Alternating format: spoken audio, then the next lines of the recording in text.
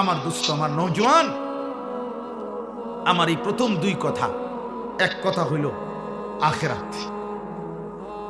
যদি কেউ আখিরাত না বুঝে, খোদার কসম তার মুসলিম পরিচয় থাকে না, ইমানের পরিচয় থাকে না। ইমানের মৌলিক পরিচয় দুইটা, মুমিনের মৌলিক সত্তাগত মূল পরিচয় দুইটা, আল্লাহর প্রতি ঈমান, আখিরাতের প্রতি ঈমান। মান কানা ইউমিনু বিল্লাহি ওয়াল ইয়াউমিল আখির ইন্নামা ইয়ামুরু মাসাজিদাল্লাহ মান কানা ইউমিনু বিল্লাহি ওয়াল ইয়াউমিল আখির। আল্লাহর প্রতি ঈমান, আখিরাতের প্রতি ঈমান, এটার মধ্যেই এই বাকি সাতটা বিতাফসিল যেটা, এটা এই দুইটার অংশ। আমানতু বিল্লাহ ওয়া মালাইকাতিহি ওয়া কুতুবিহি ওয়া রুসুলিহি ওয়াল ইয়াউমিল আখির ওয়াল কদরি খাইরিহি ওয়া শাররিহি মিনাল্লাহি তাআলা ওয়াল বাসি বাদাল মাউত। এই সাতটা আমরা পারি না, ইমানে মুফাসসাল যেটারে কয়।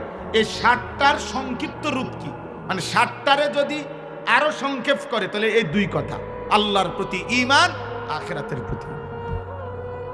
আখিরাত যদি মনে না থাকে, 24 ঘন্টার মধ্যে যদি আখিরাত মনে না পড়ে, জীবন চলার পথে ঘর, খাদ্য, আহার, নিদ্রা, আয়, উপার্জন, ঘর, সংসার, বাবা, হাসি, কান্না, আনন্দ, বেদনা, রাত্র দিন, স্ত্রী, সন্তান, সংসার, পরিবার, পরিজন, জীবন চলার সব বাঁকে বাঁকে প্রত্যেক পদক্ষেপে এক মুসলমান হিসাবে মুমিন পরিচয় দিলে যদি আখিরাত সেখানে মনে না পড়ে, যে এটা আমার আখিরাতে উপকারী না ক্ষতিকর হবে, এটা হালাল না এটা হারাম, এটা আমার জন্য আদেশ নাকি নিষেধ, আমার আখিরাতে এটার দ্বারা জান্নাত হবে না জাহান্নাম হবে, খোদার কসম যদি এই ফিকির, এই ধ্যান, এই ধারণা যদি না থাকে, ওই মুসলমান না, ওই মুমিন না। এজন্য কোরআনুল কারীমের 3 ভাগের 2 ভাগ আখিরাতের আলোচনা, 2/3 2/3 কোরআনুল কারীমের আমাদের নবী সাল্লাল্লাহু আলাইহি সাল্লামের উপরে মক্কার 13 বছর আর মদিনার 10 বছর, এই তো 23 বছর নাকি? এই মক্কার 13 বছরে যত কোরআনের আয়াত নাজিল হয়েছে, তন্মধ্যে মক্কার 13 বছরের নাজিলকৃত আয়াতের আলোচ্য বিষয় একটাই, আখিরাত। সব সূরা মনোযোগ দিয়ে কেউ পড়ে দেখে, মক্কি সূরা যেগুলো মক্কায় নাজিল হয়েছে, কোরআনের বেশি অংশ নাজিল হয়েছে মক্কায়, এর মূল আলোচ্য বিষয় একটাই, এক কথাই আল্লাহ বারবার কইছে, ইজাস সামাউন ফাতারাত, আসমান ভেঙে যাবে বান্দা, ইজাস সামাউন শাক্কাত, আসমান চূর্ণ বিচূর্ণ হয়ে যাবে বান্দা, ইজাস শামসু কুব্বিরাত, সূর্যটাকে আমি আল্লাহ গুটায় ফেলবো বান্দা। এক কথা, একই কথা, এক আলোচনা। হাল আতাকা হাদিসুল গাশিয়া, সব কিছুকে অন্ধকারে ঢেকে ফেলবে বান্দা, জানো কি সেই দিনের কথা? আল কারিয়াতু মাল কারিয়া, একটা বিকট আওয়াজ হবে জমিনে, তুমি কি জানো বান্দা সেইটা কি? আল্লাহ বলেন হাল আতাকা হাদিসুল গাশিয়া, আল্লাহ বলেন আল হাক্কাতু মাল হাক্কা, একটা চূড়ান্ত বিষয় আসবে, তুমি কি জানো সেটা কি? আখিরাত। ইজা ওয়াকাতিল ওয়াকিআ, আল্লাহ বলে একটা ঘটনা ঘটবে, লাইসা লিওয়াকাতিহা কাদিবা, সেটা যখন ঘটবে অস্বীকারী কেউ থাকবে না। জমিন যখন কাঁপবে, ইসরাফিল ফুঁ দিবে, আসমান ও জমিন ভাঙতে শুরু করবে, কায়নাতের যেদিকেই তুমি ফোন দাও আর দৌড় দাও, সবাই বলবে ভাই সব দিক কাঁপে, সব দিক ভাঙছে, অস্বীকারী কেউ হবে না, কেউ না। তাইলে আখিরাত নিশ্চিত।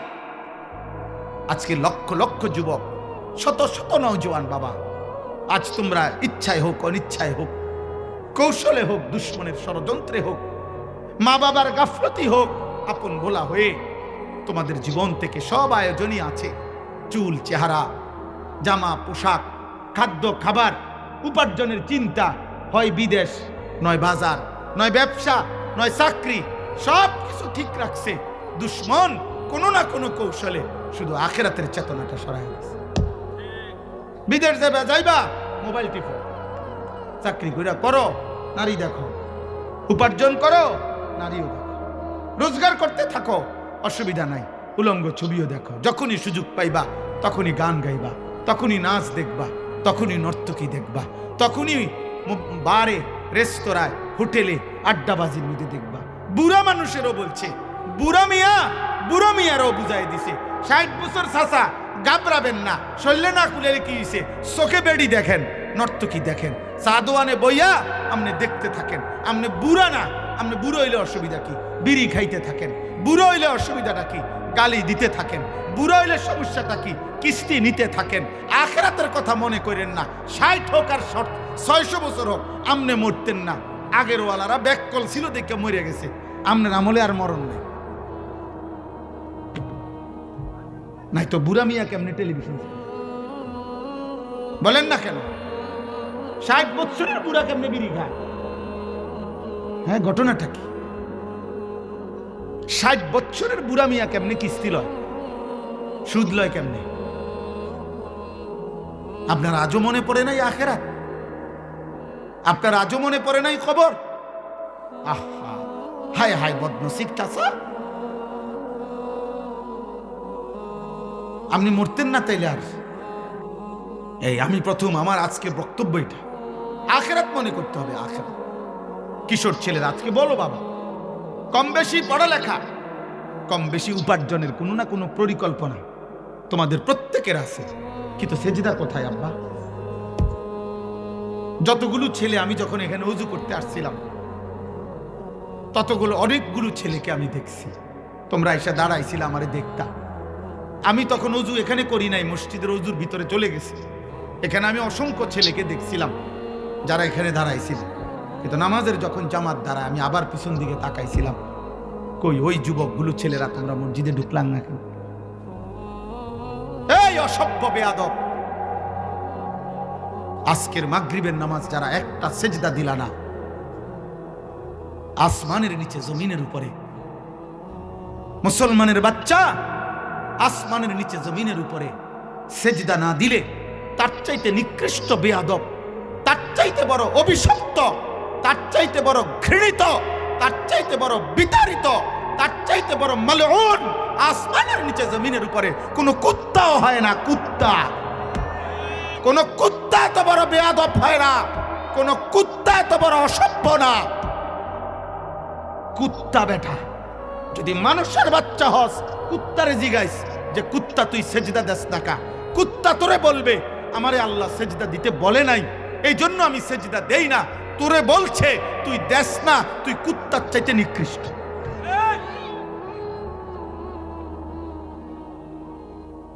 দুনিয়া ভোগ কর বেটা, ভাত খা, ভাত জানোয়ারও খায়। হিসাব করো, বাথরুমে যাইও, আর নারী দেখো, উলঙ্গ ছবি দেখো, নর্তকী দেখো। তোমার আব্বা বিদেশে আছে, টিয়া ফাটাইব, টেনশন করো না। তোমার বাপের ঘাম ঝরে ঝরে পড়ে, তোমার বাবার আরবের গরুর প্রখর রৌদ্রে একটা একটা রিয়ালের পিছনে তোমার বাবার ঘামে ভিজা। তুমি জানো না ওই বেচারা 16 বছর বিদেশ, 18 বছর বিদেশ। ওই বেচারা কোনোদিন 12 ঘন্টা 14 ঘন্টা ডিউটি করে আসলেও কেউ তাকে এক গ্লাস পানি উঠাই দিবে না, কেউ নাই। তারাই যে শরীরটা ভালো লাগতেছে না, তারে যে কেউ একটু গরম পানি করে দিবে, কেউ একটু মাথাটা হাত বুলাই দিবে। কই তার বিবি, কই তার ছেলে, কই তার মেয়ে, কই তার মা, কই তার বাচ্চাটা, কই? আমি প্রতিদিন রাত্রে 3টা 3:30 বাজেও যখন বাসায় যাই, আমার ড্রাইভার খাদেম তারা জানে, দেয়া সব আমার ছোট মেয়ে 4 বছরের মেয়ে, প্রতিদিন যতক্ষণ আমি না যাই ততক্ষণ সোজা। তো আমি গেটের কাছ থেকে আমার মেয়ের কোলে নিয়ে আমি ঘরে ঢুকি। তো প্রবাসী ভাই তো 16 বছর এভাবে অনাদরে অবহেলায় নিজের হাতে নিজের রান্না নিজে করে, নিজে খায়, নিজে একটা ছোট্ট রুমে যেখানে মানুষ থাকতে পারবে না 6 জন, তার থেকে প্রবাসী ভাই বুঝছেন ভিডিও কলে কথা বলছে আমার সাথে। ওই দেখলাম খাটের মধ্যে শোয়া বসে রয়েছে, উর্ফে আরেকজন শোয়া। বেচারা তো উপার্জনকারী, সে কি বাচ্চা মনে করেন? তো এই বেচারার বয়স হলো 28 বছর মনে করেন। এই 28 বছরের একটা লোক ওই উপরের তালায় শুয়ে রয়েছে। কেন? কয়টা টাকা বাঁচাইছে, আলগা একটা রুম লইলে আলগা একটা চকি লইলে তো আরেকটা সিট লইতে হইব। এক জায়গায় দুইজনে শুইছে, বাড়িতে বাচ্চা আছে, বাড়িতে আমার বউ আছে, মা আছে, বাড়িতে আমার ছেলেটা পড়ালেখা করে, তার ফর্ম ফিল আপ, তার রেজিস্ট্রেশন, তার কত টাকা পয়সা খরচ। আহা, এই মাসটা আটটু কষ্ট করি, আটটু কষ্ট করি, আটটু কষ্ট। আমার পুরা মনে আছে, আমার আব্বা প্রত্যেক মাসে কইতো, অল্প আয়ের মানুষ ছিলেন, প্রাইমারি স্কুলে মাস্টারি করতেন, মসজিদে ইমামতি করতেন। 43 বছর বাবা এক মসজিদে ইমামতি করছে। শেষ বেতন 43 বছর পরে আব্বার শেষ বেতন ছিল 2800 টাকা। তো 43 বছর আগে বেতন ছিল কত? 5 ভাই 3 বোন, আমরা 8 জন ভাই বোনকে বাবা পড়ালেখা করাইছে। 5 ভাই আলহামদুলিল্লাহ বাবার হায়াত থাকতে আলেম হয়েছে। তো বাবা সবসময় কইতো আব্বা, আমার মনে আছে কইতো আব্বা যে এই মাসটা কি হইলো, আমার এই মাস টাকা শেষ হয় না, এই মাস টাকা শেষ হয় না, আমি আর কমনে আনতাম, করতে আনতাম, মানে পারে না তাই না শেষ করে লাইব যে সামনের মাস আইলে না আমার বেতন দিব, আমার তো সংসার চলতেছে না। আজকে তোমরা সেই কষ্টের টাকাগুলো দিয়ে দিবা নিশি তোমরা মোবাইলে নারী দেখো, ছবি দেখো। মোবাইল তোমাদের পাগল বানাই দিছে, সিনেমার নর্তকী তোমাদেরকে পাগল বানাই দিছে, টিকটকের অস্থির ছবি তোমাদেরকে বেহায়া বানাই দিছে। আব্বা বলো একটা ছেলে, এক ছেলে, বাবা বলো তোমার কয়টা নারী দরকার, কয় মহিলা হইলে তোমার সারিব? এই বেটা মানুষ রূপী পশু যারা নর্তকী উলঙ্গ ছবি দেখো, বেটা দাঁড়ায় বল কয়টা বেডি দরকার তোর? পৃথিবীতে আসার উদ্দেশ্য শুধু এই নর্তকী দেখা? নারীর জন্যই তোর জীবন, আর কোনো কাম নাই। চেহারা দেখেন, চেহারা দেখেন কিশোর ছেলে, যদি 1000 ছেলে হয় এখানে, কমপক্ষে 950 ছেলে সারাদিন 1 ওয়াক্ত নামাজ পড়ে না। আপনি দেখেন, আমি দাঁড় করাই নাই, বেনামাজি অসভ্য আমি দাঁড় করাই। মুসলমানের বাংলাদেশে বাবা মুসলমান, মা মুসলমান, দাদা চাচা চারিদিকে মুসলমান, চারিদিকে মসজিদে আজান হয়, মাদ্রাসা আছে, প্রত্যেকের ফ্যামিলিতে 2-1 জন হাফেজে কোরআন আছে, কারো শাস্তো ভাই, মামতো ভাই, ফুফাতো ভাই, জ্যাঠাতো ভাই, প্রত্যেকের বংশে 2-4 জন হাজি সাহেব আছে, দাদা হজ করছে, চাচা হজ করছে, মামা হজ করছে। প্রত্যেক বেলা মসজিদের মিনারা থেকে আজান হয়, আজান হয়, প্রতি বেলা আজান হয়, চারিদিকে আজান, মসজিদ, মাদ্রাসা, পুরা ফ্যামিলি মুসলমান, জন্মের পর থেকে শুনছে সে মুসলমান। এত কিছুর মাঝখানে থাইকা, মুসলমানের এত কিছুর পরিবেশের ভিতরে থাইকা, মাত্র 16 বছর বয়সী, 14 বছর 18 বছর বয়সী যেই ছেলেটা 1 ওয়াক্ত নামাজ পড়ে না, তোর চাইতে বড় বেয়াদব, গাদ্দার, মানুষরূপী জানোয়ার আর কেউ হইতে পারে না। মনে রাখিস বেটা, বাতে তো খাস, আর কি তা আমরা বাতে খাইবে না। আর কি বেটা অতিরিক্ত দুনিয়া কি ভোগ করছো? বলো না জওয়ান, বাপ ছেড়ে দিলা, মা ছেড়ে দিলা, আল্লাহ ভুলে গেলা, নবী ভুলে গেলা। তোমার নবীর 23 বছরের কথা মনে পড়ে নাই কোনোদিন?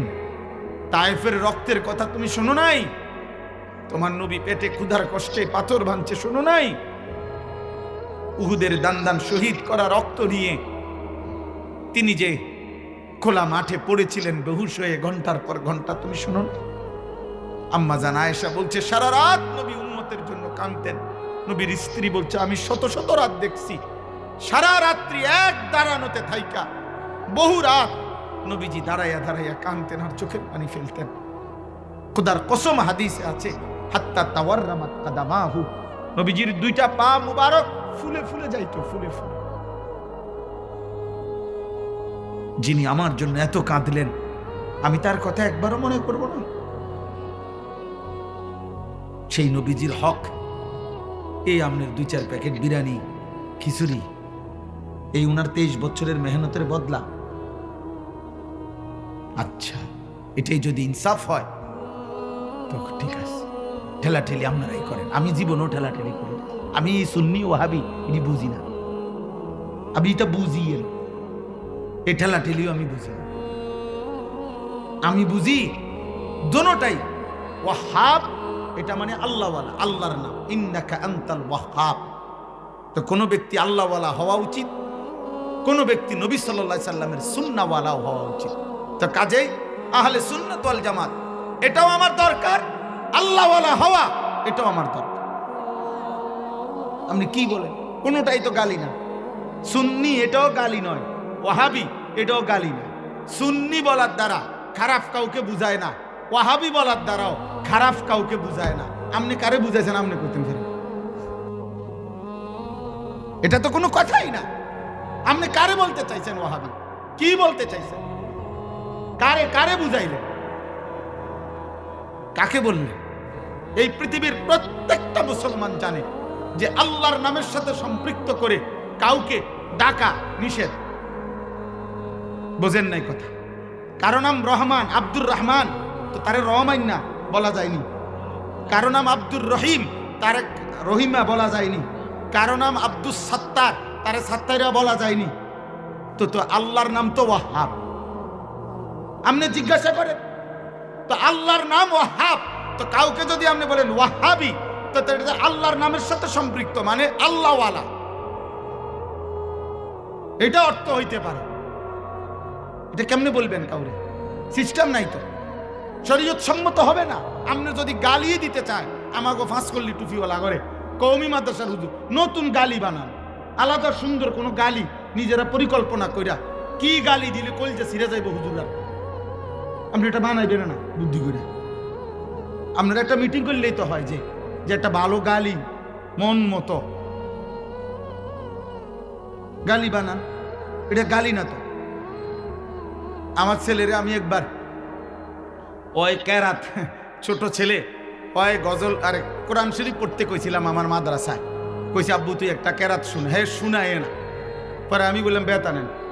তো বেত আনছে, আর আমি তার পায়ের দুই দিকে ফ্লোরে বাড়ি দিছি আর কি, ফ্লোরের মধ্যে ইচ্ছা করে, তার পায়ে না। হ্যাঁ কয়ে না। পরে কইলাম যা থাক, কইতো না যান বাধ্য। পরে বাসার যখন আসছি, হে আমার কাছে আঞ্জা করে দিয়ে রাখ, আব্বু দুপুরে যে আমার এই মারছেন লাগছে না। কিছে না লাগছে না, হেতে মনে করছে আমি মারছি ঠিক, কিন্তু লাগছে না হেতে পায়ে। আসলে তো আমি ইচ্ছা করে কি করি নাই। হ্যাঁ আপনি আম করে গালি দিবেন, আমরা তো লাগছে না গায়ে। এটা গালি হইছে না তো। আপনি এটা গালির মতো গালি দেন, তো এই আপনারা আখেরাতে বুঝা হইব, ফেরেশতায় তো জিগাইব গালি দিছো কেন, তখন না বুঝাইব। আমার শায়েখ আল্লামা মুফতি মুশতাকুর নবী সাহেব বলে, হাসরের ময়দানে না দেখবেন কারমা আছে কারমা নাই। দুনিয়া তো আলহামদুলিল্লাহ সবারই চলছে, চলছে না? দুনিয়া কম বেশি চলে না সবার, কথা বলেন না? আখেরাতে না দেখবেন